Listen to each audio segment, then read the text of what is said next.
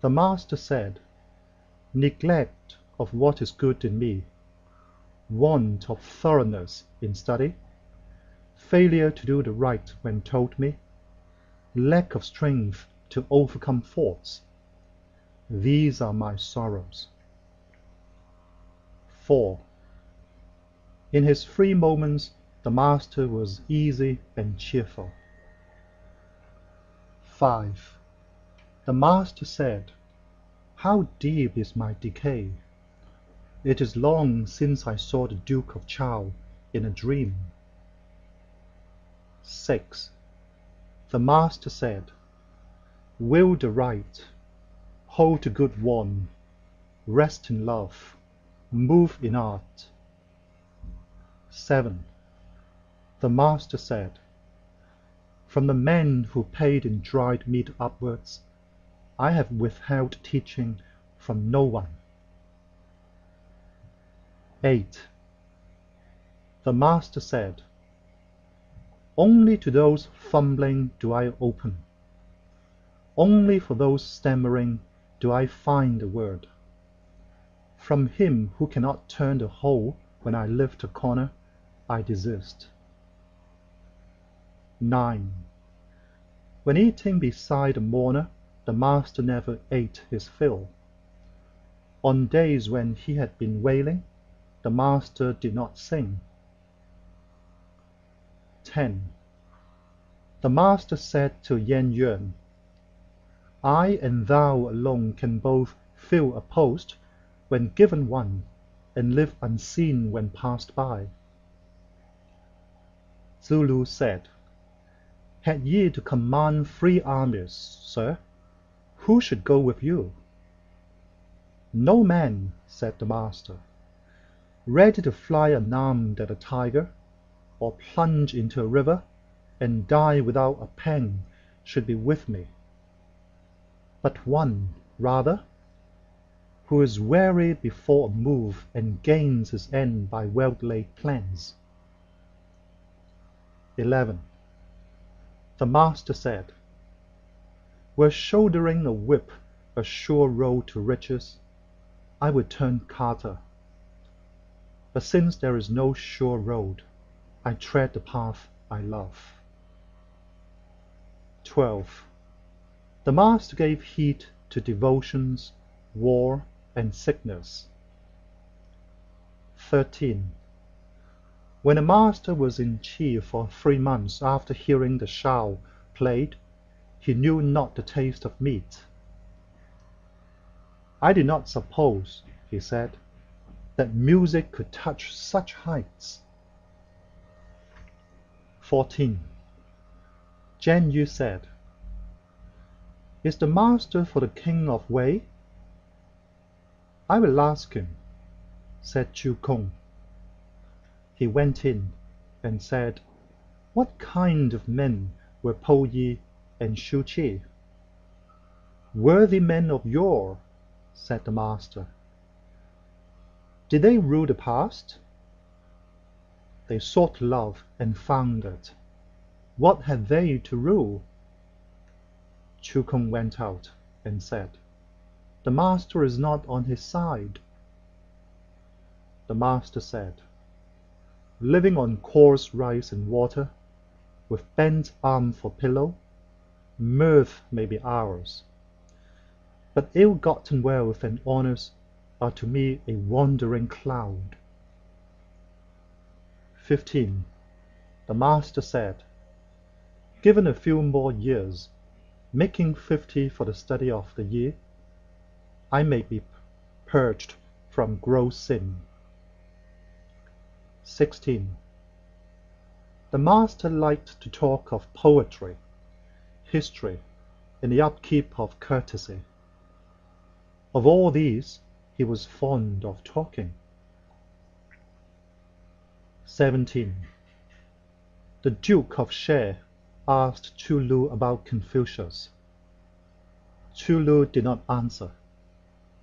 The master said, "Why couldst thou not say, 'Here is a man so eager that he forgets to eat, whose cares are lost in triumph, unmindful of approaching age. 18. The master said, I was not born to understanding. I loved the past and questioned it earnestly. 19.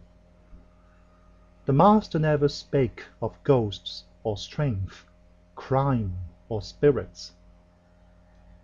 20. The master said, walking free together, I'm sure of teachers. I pick out the good and follow it. I see the bad and shun it. 21. The master said, Heaven planted worth in me. What harm can come of huan tui? 22. The master said, My boys, do ye think that I hide things from you? I hide nothing. One who keeps from his boys naught that he does, such as chew. 23. The four things the master taught were culture, conduct, faithfulness, and truth. 24. The master said, A holy man I shall not live to see. Enough could I find a gentleman. A good man I shall not live to see. Enough could I find a steadfast one. But when nothing poses as something, cloud as substance, want as riches, steadfastness must be rare. 25.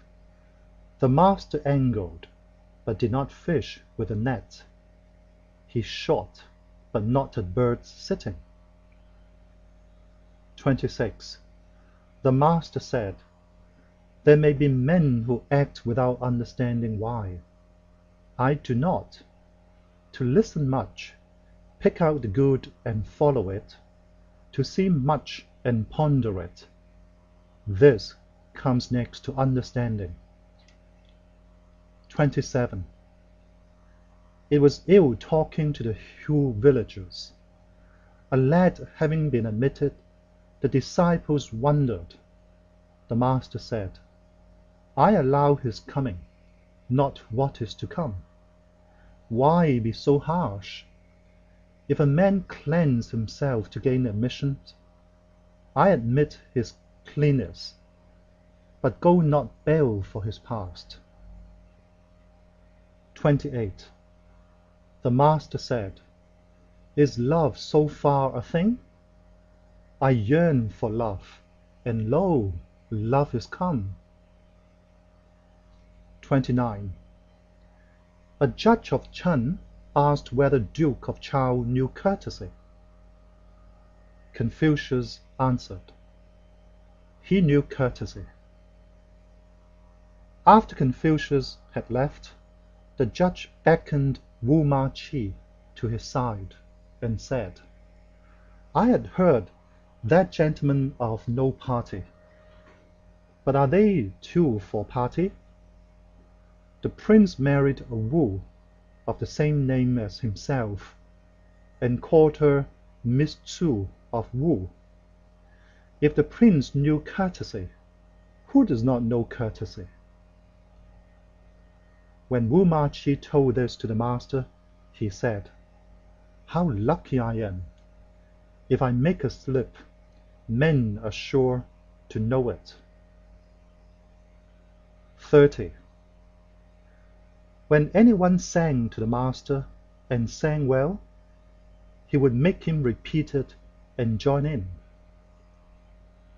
31. The master said, I have no more culture than others. To live as a gentleman is not yet mine. 32. The master said, How dare I lay claim to holiness or love? A man of endless craving I might be called, an unflagging teacher, but nothing more. That is just what we disciples cannot learn, said Kong Shi Hua. 33. The master being very ill, Tzu Lu asked leave to pray. The master said, "Is it the custom?" "It is," answered Tzu Lu. "The memorials say, 'Pray to the spirits in heaven above and on earth below.'" The master said, "Long lasting has my prayer been." 34. The master said, "Waste begets self-will, thrift begets meanness, but better be mean than self-willed." 35. The master said, "A gentleman is calm and spacious, the vulgar are always fretting." 36. The master was friendly, yet dignified. He inspired awe, but not fear. He was respectful, yet easy. End of Book 7.